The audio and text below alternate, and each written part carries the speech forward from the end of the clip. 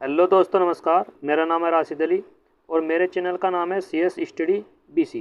मैं आपकी तैयारी करा रहा हूँ सी टैट और सी टैट का सेकंड पेपर है भाई SST का सामाजिक अध्ययन, जो आपका पेपर जुलाई और अगस्त में होने वाले है भाई सी टैट का पेपर। ठीक है भाई, मैंने आपके लिए वीडियो डाली है मैथ की भी वीडियो मैंने डाल दी है और आपकी CDP के लिए भी वीडियो डाल दी है और ये आपकी SST सेकंड पेपर के लिए भी है। ठीक है भाई, जो सेकंड पेपर है आपका, जो B.Ed वाले स्टूडेंट भर्ती है, आपको छोटी सी एक बात और मैं बता दूं, अगर आपने अभी तक एग्ज़ाम फॉर्म नहीं भरा सी टेट का, तो भाई जल्दी से जल्दी अपने एग्ज़ाम फॉर्म भर लीजिए, क्योंकि इसमें ये बोला है कि पहले आओ पहले पाओ।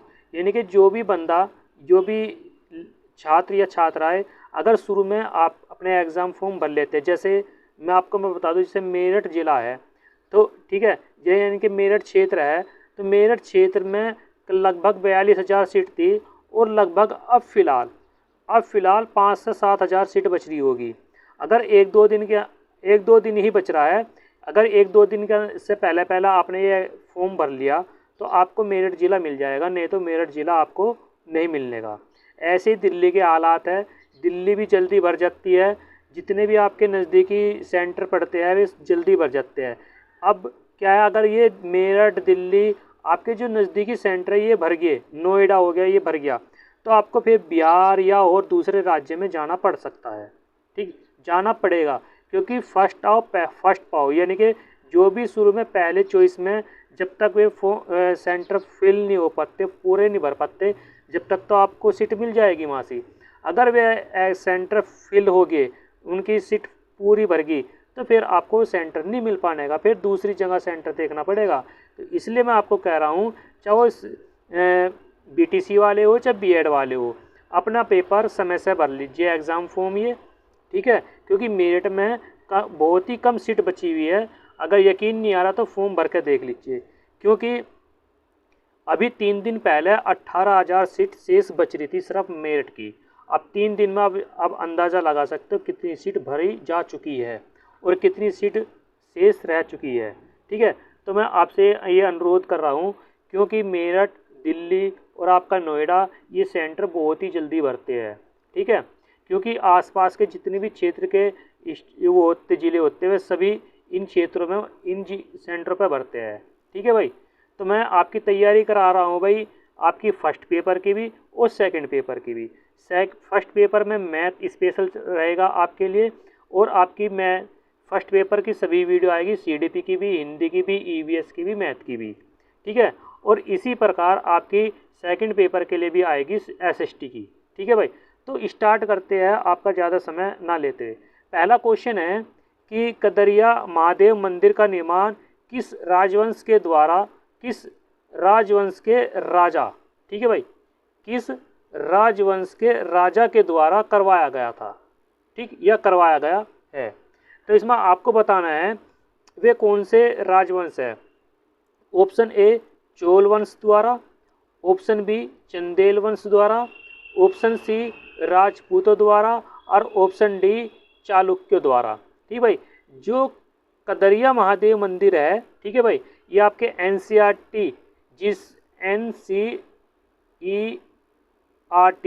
NCERT बुक पढ़ने का भी इतना समय है नहीं, क्योंकि आपका जुलाई और अगस्त में आपके पेपर हो जाएंगे, यानी कि जुलाई के लास्ट वीक और अगस्त में आपके पेपर चलेंगे। ठीक है, तो आपको मैं बता रहा हूँ, क्योंकि अगर NCERT बुक उठाओगे तो बहुत बड़ा NCERT बैठता है। ठीक है, तो इसलिए सारे जो क्वेश्चन है NCERT के ही है, NCERT बुक में से ही है, क्योंकि जो CTET वाले पेपर बनाते हैं वो NCERT बुक में से बनाते हैं और कहीं से पेपर नहीं बनाते। इसमें पेडोलॉजी भी है और आपके कुछ क्वेश्चन आपके मेन सब्जेक्ट के हैं। जो कदरिया महादेव मंदिर है, उनका किस राजा ने इसको बनवाया था, ये बनवाया था चंदेल वंश के द्वारा। ठीक भाई, चंदेल वंश के जो राजा थे उन्होंने कदरिया महादेव मंदिर का निर्माण कराया था। ठीक है भाई, क्वेश्चन नंबर 2, आप मध्य भारत के प्राचीनतम कृषि क्षेत्रों पर परियोजना कार्य की तैयारी कर रहे हैं। आप छात्रों के निम्न में से किस क्षेत्र के बारे में जानकारी देने के लिए कहेंगे। ठीक है भाई, ऑप्शन ए जैतिया पहाड़ियाँ है, ऑप्शन बी विंध्य पहाड़ियाँ है, ऑप्शन सी अरावली पहाड़ियाँ है और ऑप्शन डी गिरधर पहाड़ियाँ है। ठीक है भाई, तो ये कह रहा है कि आपने छात्रों को मध्य भारत का एक प्राचीनतम कृषि क्षेत्र के लिए प्रोजेक्ट कार्य करने के लिए कहा है, तो उसमें सही जानकारी किसके लिए होनी चाहिए, यानी कि वो प्राचीनतम कृषि क्षेत्र कौन सा है जो छात्रों को प्रोजेक्ट तैयार करना है। तो इसमें आपका आंसर जो हो जाएगा वो हो जाएगा बी विंध्य पहाड़ियाँ जो है। ठीक, ये आपको विंध्य पहाड़ियाँ, ठीक, मध्य भारत के प्राचीनतम कृषि क्षेत्र पर आयोजित है ये आपका। क्वेश्चन नंबर 3, मुगल अपने मंगोल वंशीय सभ्यता के स्थान पर तैमूर वंश सभ्यता पर ज़्यादा बल महत्व देते थे, क्योंकि ये कह रहा है कि जो मुगल थे अपने मंगोल वंश के स्थान पर तैमूर वंश को ज़्यादा बल दे देते, क्यों दे देते? ऑप्शन पढ़ लेते हैं। वे अपनी पृथ्वी वंश से संबंधित को वरीयता देना चाहते थे। ऑप्शन बी तैमूर वंशियों ने मंगोलों को हराया था। ऑप्शन सी मंगोल उज़्बेकों से संबंधित थे और ऑप्शन डी तैमूर वंश कवियों और चित्रकारों के संरक्षण देते थे। ठीक है भाई, इसमें आपका ऑप्शन सी राइट हो जाएगा, क्योंकि जो मंगोल थे वो उज़्बेकों से संबंधित थे। ठीक भाई, जो मंगोल थे उनकी जो राजधानी थी वो उज़्बेक थी। ठीक, ये वहाँ से संबंधित थे। तो ये कह रहा है कि जो मुगल अपने मंगोल वंश से सभ्यता के स्थान पर तैमूर वंश को ज़्यादा बल देते थे, क्योंकि मंगोल उज़्बेकों से संबंधित थी। ये एक जाति हुआ करती थी मंगोल की। ठीक है भाई, उज़्बेकों के। तो ये आपको मैं इम्पोर्टेंट क्वेश्चन है, ये 2021 के एग्ज़ाम में आए हुए क्वेश्चन है, वे वहाँ से मैं आपकी तैयारी करा रहा हूँ। हर रोज़ इसी तरह से आपकी एक वीडियो डेली आती रहेगी भाई। अगर चैनल पर नहीं हो तो भाई चैनल को ज़रूर से ज़रूर सब्सक्राइब कर लीजिए। क्वेश्चन नंबर 4, मुगलों द्वारा अपने मन सरदारों, ठीक भाई, जो मुगल है अपने मनसबदारों है भाई, ये सॉरी मनसबदारों, यहाँ गलती लिखेगा, मनसबदारों को अलग अलग परिवेशों से नियुक्त करने का क्या कारण था? कारण बता रहा है कि जब मुगल शासक था तो वे जो अपने मनसबदारों को नियुक्त करते थे वो अलग अलग परिवेशों यानी कि अलग अलग जातियों से नियुक्त करते थे, यानी कि ये जाट है, ये ब्राह्मण है, या ये क्रिश्चियन है, या फिर ये मुस्लिम है, या फिर ये ठाकुर है। तो वे अलग अलग परिवेशों से नियुक्त करते थे, उनका कारण क्या था? ऑप्शन पढ़ते हैं भाई। ऑप्शन ए मनसबदार और प्रजा में भाषाई रुकावट को कम करने के लिए।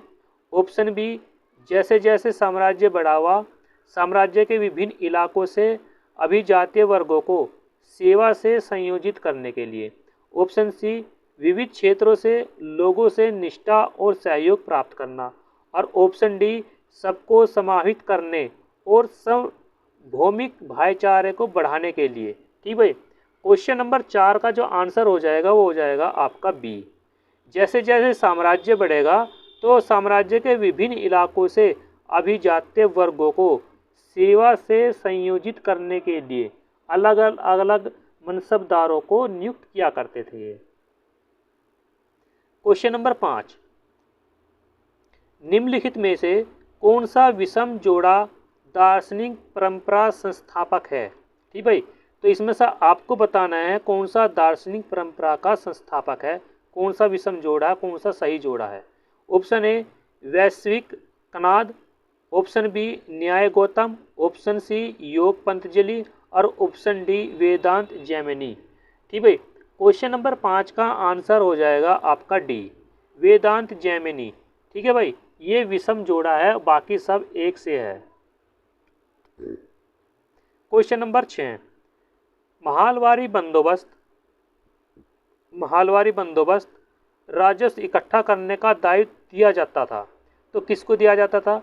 गांव के मुखिया को, ऑप्शन बी जमींदार को, ऑप्शन सी तालुकदार को, ऑप्शन डी रैयत को। ठीक भाई, इसमें आपका आंसर हो जाएगा गांव के मुखिया को। जो मालवारी बंदोबस्त था, जो राजस्व इकट्ठा हुआ करता था, वो दे करते हैं गांव के मुखिया को। ठीक भाई, इकट्ठा, राजस्व इकट्ठा का मतलब क्या आया था, पहले टैक्स लिया करती थी गवर्नमेंट, यानी कि जैसे मुगल थे, मुगल के बाद फिर आपके आगे अंग्रेज, ठीक। तो ये बता दिया जाता था कि आपकी जो उपज है, उपज का 1/4 हिस्सा लिया जाएगा या उपज का 1/8 हिस्सा लिया जाएगा, ठीक। तो वो हिस्सा किसको देख रहे थे, वो मालवारी बंदोबस्त उस टाइम पे गांव के मुखिया हुआ करता था, उसको इकट्ठा करने के लिए बोला करते थे। फिर सभी गांव वाले उसको मासी वो अपना जो भी टैक्स के रूप में देख रहे थे तो वो मासी जमा कर देते गांव के मुखिया को, ठीक है भाई।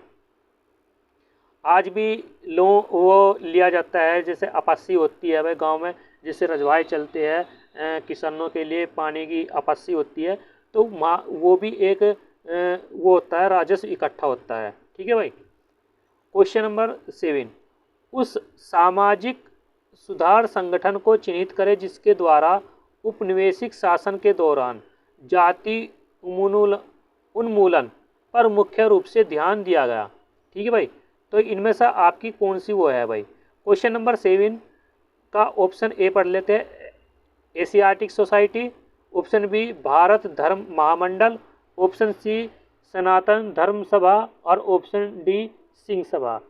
क्वेश्चन नंबर 7 का आंसर जो हो जाएगा वो जाएगा आपका डी, ठीक, सिंह सभा, ठीक है भाई। क्या हो जाएगा भाई, सिंह सभा हो जाएगा भाई इसमें आपका।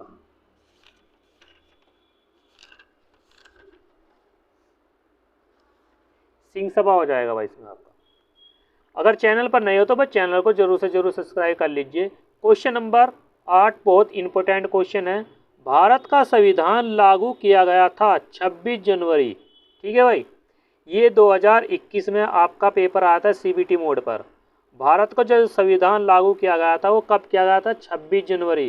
किसको किया गया था, ऑप्शन ए 1949 में, ऑप्शन बी 1950 में, ऑप्शन सी 1951 में और ऑप्शन डी 1952 में। क्वेश्चन नंबर 8 का आंसर हो जाएगा बी। भारत का जो संविधान लागू किया था 26 जनवरी 1950 में लागू किया गया था, ठीक है भाई। तो ऑप्शन बी इसका राइट हो जाएगा। क्वेश्चन नंबर 9, निम्नलिखित में से कौन सा पुराने वलित पर्वत का उदाहरण है, यानी कि आपको बताना है कौन सा पुराना वलित पर्वत है जो यानी कि प्राचीनतम है। Option A Vosges, option B Himalaya, option C Ural और ऑप्शन डी माउंट किलिमंजारो, ठीक है भाई। क्वेश्चन नंबर 9 का आंसर हो जाएगा सी, यूराल पर्वत जो है, ठीक, यूराल पर्वत वलित पर्वत का उदाहरण है। किसका है भाई, वलित पर्वत का जो उदाहरण है वह है यूराल पर्वत, ठीक है भाई। क्वेश्चन नंबर 9 का आंसर सी राइट हो जाएगा भाई। क्वेश्चन नंबर 10, कर्क रेखा निम्नलिखित में से कौन से क्षेत्र से गुजरती है। तो कौन से क्षेत्र से गुजरती है देखते हैं भाई। ऑप्शन ए अरावली श्रृंखला से, ऑप्शन सी विंध्य श्रृंखला से, ऑप्शन सी पश्चिमी घाट से और ऑप्शन डी दक्कन के पठार से। तो जो कर्क रेखा है, ठीक है भाई, जो आपकी कर्क रेखा है तो वो किस अरावली श्रृंखला यानी कि किसकी श्रृंखला से गुजरती है, ठीक भाई। क्वेश्चन नंबर 10 का आंसर हो जाएगा बी। बी हो जाएगा, विंध्य श्रृंखला से कर्क रेखा गुजरती है, ठीक भाई। ना अरावली पर्वत से गुजरती है, ना पश्चिमी घाट से, ना दक्कन के पठार से। जो विंध्य श्रृंखला है वो वहां से आपकी कर्क रेखा गुजरती है। क्वेश्चन नंबर 11 इंपॉर्टेंट क्वेश्चन है, बहुत बढ़िया क्वेश्चन है। ये कह रहा है कि जो भारत ग्रीनविच के पूर्व 82 डिग्री और 30 डिग्री पूर्व में स्थित है। जब लंदन का समय शाम के 4 बजे हो तो भारत का क्या समय होगा। तो आपको मैं बता दूं, जो आपका यूरोप वाला हिस्सा है और भारत का हिस्सा है उसमें ग्रीनविच का हिस्सा 1/2 के हिसाब से, यानी कि 5.5 घंटे का अंतर है। कितने का भाई, 5.5 घंटे का अंतर है। तो 5.5 घंटे में आप ये कह रहा जब लंदन के 4 बज रहे हो तो भारत में वो समय क्या होगा, ठीक भाई। तो आप 4 घंटे तो ये यानी कि 4 बज रहे ये है और 5-5.5 घंटे ये जोड़ दो तो कितने हो जाएंगे, 9.5 घंटे हो जाएंगे। यानी कि अब क्या बज रहा होगा, 9:30। कौन सा समय होगा? ऑप्शन पढ़ लेते हैं भाई। ऑप्शन ए सुबह के 9 बजे हो गए, ऑप्शन बी शाम के 9:30 हो रहे होगी, या सुबह के 10:30 हो रही होगी, या शाम के 10:30 हो रही होगी। ठीक भाई, इसके अनुसार जब भारत का जो ग्रीनविच है उसमें 5.5 घंटे का अंतर होता है। ठीक भाई, कितना का अंतर होता है? 5.5 घंटे का अंतर होता है। तो शाम के 4 बज रहे लंदन के, तो 5.5 घंटे जोड़ दो तो शाम के 9:30 हो जाएगी। ऑप्शन बी इसका राइट हो जाएगा क्वेश्चन नंबर 11 का। ठीक है भाई। क्वेश्चन नंबर 12, निम्नलिखित में से किसे फलों की कृषि के कारण विश्व का फलोद्यान कहा जाता है?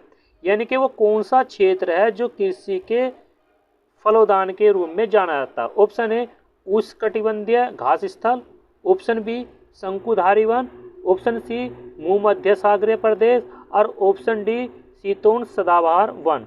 क्वेश्चन नंबर 12 का आंसर हो जाएगा आपका सी।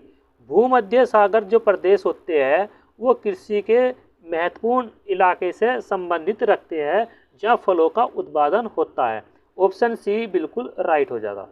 क्वेश्चन नंबर 13, दी गई ए और बी विशेषताओं को वायुमंडल की परत को पहचानिए। इसमें कथन दे रखे, कथन ए इसमें ओजोन गैस की परत होती है, ऑप्शन बी में यह बादलों एवं मौसम संबंधी घटनाओं से लगभग मुक्त होती है। तो कौन सी वो है आपकी जो सौरमंडल है? यानी कि ऑप्शन ए सौरमंडल है, ऑप्शन बी समताप मंडल है, ऑप्शन सी मध्यम मंडल है और ऑप्शन डी महामंडल है। तो इनमें से वो कौन सी विशेषताएं है जो ओजोन परत को गैस में परिवर्तित करती रहती है? क्वेश्चन नंबर 13 का आंसर हो जाएगा बी। ठीक भाई, ऑप्शन बी राइट हो जाएगा। सप्ताह मंडल जो है वो इसमें ओजोन गैस की परत होती है और बादलों और मौसम की घटनाओं का लगभग मुक्त होती है, यानी कि फ्री होती है, यानी कि यहाँ से बिल्कुल साफ सपाट होता है भाई। क्वेश्चन नंबर 14, स्टलट पर मकान क्यों बनाए जाते हैं? ठीक है भाई, ये एक वो होता है कि ये कह रहा कि इस पर मकान क्यों बनाए जाते हैं। ऑप्शन ए यह दिखने में अच्छे लगते हैं और कम लागत में बन जाते हैं, ऑप्शन बी यह पहाड़ी क्षेत्रों के लिए उपयुक्त है, ऑप्शन सी यह वर्षा ऋतु में घरों को जल जमाव से बचाते हैं और ऑप्शन डी यह गर्मी को बाहर रखते हैं और ठंडे होते हैं। क्वेश्चन नंबर 14 का आंसर हो जाएगा आपका सी। यह वर्षा ऋतु के घरों में जल जमाव को बचाते हैं। ठीक भाई, ये जो घर होते हैं यहाँ से अगर वर्षा ज़्यादा होती है तो घरों को जल जमाव से बचाती है, क्योंकि ये घर इस तरह बनाए जाते हैं असम में, यानी कि आपके चेरापूंजी देख लो, मेघालय जो राज्य है चेरापूंजी में सबसे ज़्यादा बारिश होती है उस जगह। तो वहाँ उस तरह के जो मकान बनाए जाते हैं वहाँ से उन घरों में जल जमाव से बचे रहते हैं, यानी कि पहाड़ी क्षेत्र होता है तो पानी ढाल के द्वारा नीचे आता रहता है। ठीक है भाई। क्वेश्चन नंबर 15, अच्छी स्वास्थ्य सेवाओं के कारण बाल मृत्यु घट रही है। ठीक है, बिल्कुल। छोटी आयु पर बचने की दर वृद्धि हुई है, ऐसी जनसंख्या पिरामिड का क्या रूप होगा? ऑप्शन इसमें ये दे रखे भाई, ऑप्शन आधार पर चौड़ा होगा, युवा आयु वर्ग में चौड़ा होगा, उल्टा त्रिभुज होगा। तो इसमें से सही विकल्प बताना, तो कौन सा विकल्प इसमें आपका सही होगा? ठीक भाई, क्वेश्चन नंबर 15 का जो विकल्प है ए सही हो जाएगा, ए और बी दोनों सही है, बस तीसरा इसमें गलती है क्योंकि उल्टा त्रिभुजाकार बनवा रहा है। ठीक, यानी कि ये उल्टा का मतलब है यहाँ से निगेटिव शब्द हो गया, इसलिए ए और बी दोनों ऑप्शन इसमें राइट हो जाएगी। पहला ही ऑप्शन राइट हो जाएगा, ए और बी सही है भाई, बाकी ऑप्शन इसमें गलत है। क्वेश्चन नंबर 16, अध्यापिका अपनी कक्षा में जनसंख्या के विषय पर कार्य कर रही है और उन्होंने छात्रों को 2 बिंदुओं के बीच एक क्षेत्र में जन्म मृत्यु, अप्रवास और उत्प्रवास का प्रयोग करने के लिए जनसंख्या में वृद्धि करने के लिए कहा है। निम्नलिखित में से कौन सा संकल्पना पर कार्य दे रही है? ऑप्शन ए जनसंख्या की संगणना, ऑप्शन बी जनसंख्या का वितरण, ऑप्शन सी जनसंख्या की प्राकृतिक वृद्धि और ऑप्शन डी जनसंख्या पर प्रवास की दर। क्वेश्चन नंबर 16 का आंसर जो हो जाएगा वो हो जाएगा आपका सी, जनसंख्या की प्राकृतिक वृद्धि। ठीक भाई। क्वेश्चन नंबर 17, ईसा मसीह के 12 धर्म प्रचारक शिष्यों में से किस संत को भारत में ईसाई धर्म लाने का श्रेय है? यानी कि वो कौन सा ईसाई प्रचारक है जिसने भारत में ईसाई धर्म का प्रचार प्रसार किया? Option A Saint Thomas, option B Saint Peter, option C Saint Paul और option D Saint Francis. Question number 17 का आंसर हो जाएगा इसमें आपका ए, सेंट थॉमस जो है सबसे पहले जो श्रेय दिया जाता है भारत में ईसाई धर्म चलाने का, प्रचार प्रसार करने का, वह है सेंट थॉमस। ठीक है भाई, सेंट थॉमस एक ऐसे व्यक्ति है जो भारत में सबसे पहले ईसाई धर्म का प्रचार प्रसार करने में माहिर थे। क्वेश्चन नंबर 18, किस सरकार को आमतौर पर प्रतिनिधि के रूप में जाना जाता है? ऑप्शन ए एकतंत्रीय, ऑप्शन बी राजतंत्रीय, ऑप्शन सी लोकतंत्रीय और ऑप्शन डी अबद्धता यानी कि लेसस फेयर के रूप में। क्वेश्चन नंबर 18 का आंसर हो जाएगा आपका सी, लोकतंत्र के रूप में जाना जाता है। क्वेश्चन नंबर बी 19, जब संविधान में केंद्र व राज्यों के बीच विधायी शक्तियों की रूपरेखा स्पष्ट की गई हो तो उस शासन प्रणाली को क्या कहा जाता है? ऑप्शन ए संसदीय, ऑप्शन बी संघीय, ऑप्शन सी अध्यक्षीय और ऑप्शन डी लोकतांत्रिक। क्वेश्चन नंबर 19 का आंसर हो जाएगा बी, संघीय बोलते हैं उसको। क्वेश्चन नंबर 20, निर्मल एक नीलामी में 3 बजे जाता है। ठीक भाई, 3 बजे जा रहा भाई ये, और बड़ी मात्रा में सब्जी खरीदता है। उसे आसपास के सब्जी विक्रेताओं को बेच देता है। किस प्रकार का व्यापारी है? ऑप्शन ए खुदरा या फुटकर व्यापारी, ऑप्शन बी थोक व्यापारी, ऑप्शन सी फेरी लगाने वाला और ऑप्शन डी विक्रेता। क्वेश्चन नंबर 20 का आंसर बी हो जाएगा क्योंकि वो होता है थोक व्यापारी। ठीक, थोक व्यापारी बड़े रूप में सब्जी खरीदता है और फिर छोटे छोटे व्यापारियों को थोक में सब्जी बेच देता है। ठीक, उसको बोलते हैं थोक व्यापारी।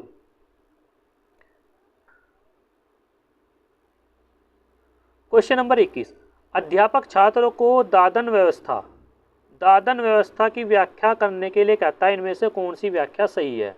Option A, option B, option C और ऑप्शन डी। क्वेश्चन नंबर 21 का आंसर हो जाएगा आपका सी, रेजा ग्रामीणों को तेंदू पत्ते सप्लाई कर उनसे बीड़ी उत्पाद प्रदान करता है भाई। ठीक है। क्वेश्चन नंबर 22, कक्षा में अध्यापक द्वारा भारतीय संविधान सभी व्यक्तियों की समानता स्वीकार करता है, तो इस विषय पर चर्चा का उदाहरण है। क्वेश्चन नंबर 22 का आंसर ए हो जाएगा। ठीक है भाई, अगर भाई आप चैनल पर नए हो तो चैनल को जरूर से जरूर सब्सक्राइब कर लीजिए, इसी तरह फटाफट आपके क्वेश्चन आते रहेंगे।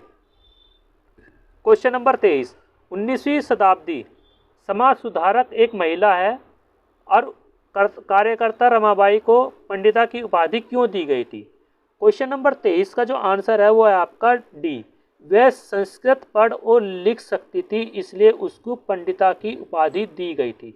जो रमाबाई थी एक समाज सुधारक थी 19वीं शताब्दी में। ठीक, तो यह महिला जो थी ये संस्कृत पढ़ भी लेती और लिख भी सके थी। ठीक, पढ़ भी और लिख सके थी इसलिए इसको पंडिता की उपाधि दी गई थी। ऑप्शन डी राइट हो जाएगा। क्वेश्चन नंबर 24, अब इसमें बोल रहा है कि कोई नागरिक है, धर्म नस्ल जाति, ये क्वेश्चन है आपका, तो इसमें ये पूछना चाह रहा कि इसमें कौन सा इसमें अनुच्छेद सही होगा। क्वेश्चन नंबर आपका 24 का आंसर आपका बी राइट हो जाएगा, अनुच्छेद 15। ठीक भाई, अनुच्छेद 15 के अकॉर्डिंग ये आपका आंसर इसमें राइट हो जाएगा भाई। क्वेश्चन नंबर 25, इनमें से कौन सा उदाहरण फौजदारी कानून से संबंधित है? क्वेश्चन नंबर 25 का आंसर डी राइट हो जाएगा भाई। एक लड़की को घर से बस स्टॉप तक जाते हुए लड़कों का एक समूह तंग करता है, ये एक फौजदारी कानून से संबंधित है। क्वेश्चन नंबर 26, भारत में मुस्लिम समुदाय यानी कि मुस्लिम की आर्थिक स्थिति, शैक्षिक स्थिति के बारे में कौन सी समिति ने अध्यक्षता की थी? वो कौन है भाई? तो आपको मैं बता दूं, ऑप्शन बी राइट हो जाएगा। आर सच्चर कमेटी ने भारत के मुस्लिम समुदाय के बारे में एक रिपोर्ट जारी करी थी कि भारत के जो मुस्लिम हैं उनकी आर्थिक स्थिति, शैक्षणिक स्थिति कैसी है, बहुत ही बदतर है। यानी कि जो हरिजन हैं उनसे भी बदतर स्थिति मुस्लिमों की है। तो सच्चर कमेटी ने ये रिपोर्ट जारी करी थी, पर ये लीक हो गई थी क्योंकि ये नहीं चाहते थे कि ये लीक हो जाए। तो आर सच्चर कमेटी ने ये रिपोर्ट जारी करी थी भाई, ये इसके अध्यक्ष थे। क्वेश्चन नंबर 27, निम्नलिखित में से कौन सा प्राचीन भारतीय काल को समझाने का प्राथमिक स्रोत है? क्वेश्चन नंबर 27 का आंसर भाई आपका बी हो जाएगा, समुद्रगुप्त की प्रशस्ति। ठीक है भाई। क्वेश्चन नंबर 28, उच्च प्राथमिक कक्षा में सामाजिक असमानता को संप्रदाय को आरंभ करने के लिए क्या किया जा सकता है? क्वेश्चन नंबर 28 का आंसर इसमें आ जाएगा आपका सी, ए बी ओ डी। व्याख्यान इसके अंदर नहीं आने का, इसमें ये गलत है भाई आपका। क्वेश्चन नंबर 29, कौन सी गतिविधि पूछताछ या जांच पर आधारित उपागम होती है? क्वेश्चन नंबर 29 का आंसर इसमें हो जाएगा आपका डी, जो पूछताछ और जांच होती है इसमें आंकड़े एकत्र करने के लिए समुदाय को जाना होता है भाई। और लास्ट का क्वेश्चन है भाई आपका क्वेश्चन नंबर 30, सामाजिक विज्ञान में खुली पुस्तक यानी कि ओपन पुस्तक प्रारंभिक परीक्षा का प्राथमिक उद्देश्य था। ठीक भाई। तो क्वेश्चन नंबर 30 का जो आंसर है भाई वो डी राइट हो जाएगा, प्रतिक्रिया और आलोचनात्मक कौशल को आंकना भाई। अगर चैनल पर नए हो तो चैनल को जरूर से जरूर सब्सक्राइब कर लीजिए। इसी तरह आपके हर सब्जेक्ट की वीडियो आती रहेगी। ये सामाजिक अध्ययन की थी, ठीक है भाई, हिंदी की भी आएगी और मैथ की सब की वीडियो आती रहेगी इस चैनल पर। ठीक है भाई, चैनल को ज़्यादा से ज़्यादा सब्सक्राइब करने की